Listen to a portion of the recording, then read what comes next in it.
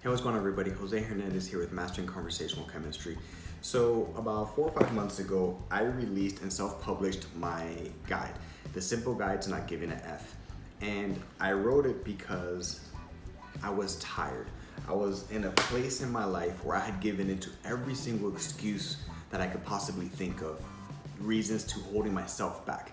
I have goals, I have dreams, there's things I want to accomplish, and I just never really gave it my energy to try to do it because of the excuses that I wrote in here. Each section is a different excuse that I suffered from. And when you do something like that, you are putting yourself out there to the universe. You're putting yourself out there to the good reviews, the bad reviews, what people are gonna like, what people are not gonna like. And I got my first bad review. And I honestly, I had thought about how would I respond, how would I react, how would it affect me personally when I see something like that, because people can be brutally honest, and it's one of those things where you can try to plan for it as much as possible, but you never truly know how much you're gonna to truly react to it until the time comes. And I'm gonna share with you because my first reaction to it was I laughed. I genuinely laughed because I knew it was eventually gonna come. This isn't gonna be something that everyone's gonna connect with. Not everyone's gonna like it, and I respect that. And it's awesome. I've had some friends and family. I've even had a few strangers that bought the book that have given me some good reviews.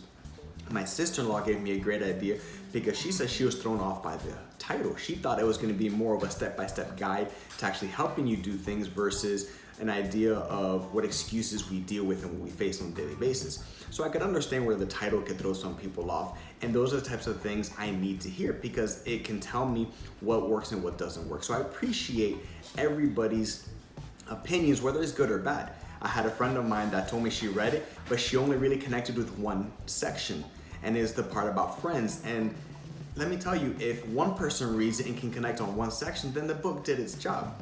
Because the idea of it is not that it's going to be for every single person. It's not going to solve everyone's problems. That's not what this is for. I wrote this because if I would have sat there and told myself it's not ready to be published, it's not perfect, it's not this, I would never do it. I didn't have money to go into a big company to have them publish it with writing and editing. In college, I got an A in business calculus. I couldn't tell you where a comma goes if my life depended on it. So when my editor proofread it and told me it was good to go, I had to take her word for it because I don't know about that type of stuff. I can't reread it and say, oh, this is messed up and this, When my wife asked me why I put commas in certain places, my honest to God answer is I hadn't put one in a while and it looked like a good place to put it. Because I don't understand the grammar and punctuation when it comes to that type of stuff. My brain just must not be wired that way. So the fact that I was able to actually do it and self-publish it meant a lot to me and what I was going through at the time. And I got it off my chest. So I knew once I did that, I was gonna have to be open to these remarks from people and these comments and these suggestions and different things. But I have to read it to you because it just really made me laugh. So she starts off with, there are two books with titles very similar, and she capitalizes very. I guess she made a mistake, and she's referring to the book, The Subtle Art of Not Giving an F by Mark Manson. Amazing book. If you have the opportunity to read it, do it because it really is a great book. So part of me is kind of just like, okay, I can understand the title sounds kind of similar, but at the same time, you bought the book. You didn't read the title or see the author who did it, so that's on you. Understandable. If you didn't like it, okay, you didn't connect with it. You already went into it thinking it was something that it wasn't, so you might not get out of it what I was trying to portray in it. And then she says, this is a ripoff. That's the part that made me laugh. The fact that it's a ripoff. She made me feel like I was a knockoff brand to Mark Manson's book, which doesn't make me feel too shabby. I actually kind of took like a compliment for if you're even relating it to that book, that's great because it is an amazing read. So I took that's fine. Then she said, it's a waste of $2.99. I will try to get my money back. Listen, I understand we all have tough times. It's $2.99 for an ebook. And that is pretty much almost the minimum I could put it with Amazon with how they help me pricing. But the fact that I was able to get a 1-star review and laugh at it is what showed me that I don't have to give in to my own excuses anymore. Somebody else's opinion doesn't have to stop me from pursuing my dreams and my goals. There's 7 billion people on the planet. You're never gonna be able to please everybody.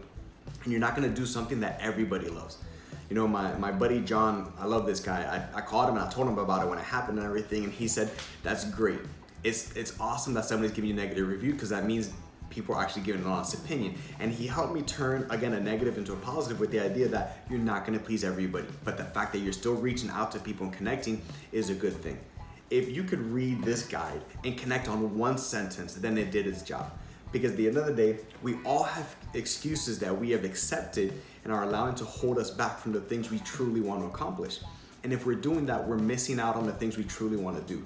This was one of my greatest things that I ever did. I truly am proud of it. I know that's not perfect. I was never intending for this to be a New York Times bestseller.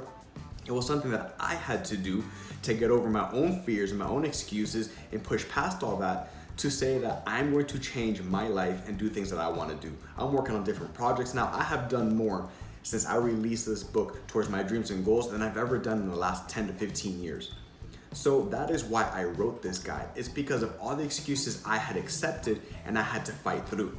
So seeing that negative comment along with the few other positive comments I had just made me laugh, because it made me realize that all those things you hear from these famous motivational guys, you know, the Tony Robbins, the Gary V's, when they tell you don't allow one negative person to ruin your opportunities for greatness, don't let it stop you. It's one of those things that you listen to these people say these things, but we don't seem to accept it. We hear it, but we don't actually apply it. And when you do, and you can get to that stage and realize it doesn't hurt as much as you thought it was gonna hurt, you can do so much more because you're no longer holding yourself back. Les Brown is one of my favorite speakers. I love listening to his stuff. It helps me stay motivated and pumped. And he has this quote where he said that you don't have to be great to get started, but you have to get started to be great. This was my getting started. I know it's not perfect. I know that it's not a New York Times bestseller, but some people have read it. Some people have connected on certain chapters and certain sections that they could relate to. And some people have actually told me that they heard what they needed to hear. And that's what this was for. So to Lynn, I'm not gonna say your last name because I respect, privacy. I just wanna tell you thank you. Thank you for being honest with me. Thank you for actually putting the review. And thank you for breaking the ice on getting me past the idea of being afraid of a negative comment, because it wasn't as bad as I thought it was gonna be. So I appreciate your honesty. Thank you for taking the time. I hope you read it. I hope there was something in there that you were able to connect with. And if not, it's okay, I understand. But thank you for the comment because it was something I needed to finally get over. Friends and family, even though I've had some that have given me some brutal, honest, opinions on it. And like I said, it's not gonna be everybody's cup of tea, but seeing this really made it real for me. So I just wanted to actually thank you and say that you helped me finally get past one of my biggest fears, and it wasn't as bad as I thought it was gonna be.